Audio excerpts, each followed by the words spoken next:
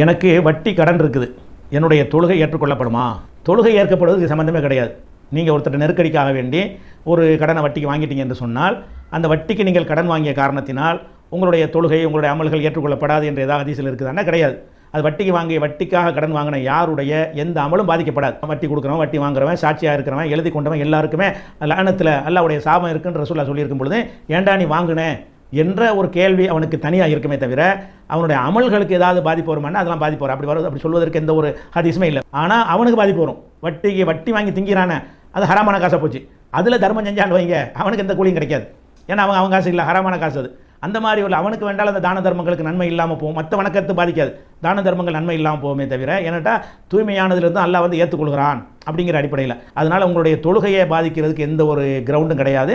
நீங்கள் வட்டிக்கு வாங்காமல் இருங்க. நிர்பந்தத்துக்கு வாங்கி இருந்தீர்களே ஆனால் கூடிய சீக்கிரம் வட்டியிலேருந்து விடுபட்டுருங்க. ஆனால் அதுக்கு தொழுகையை பாதிக்க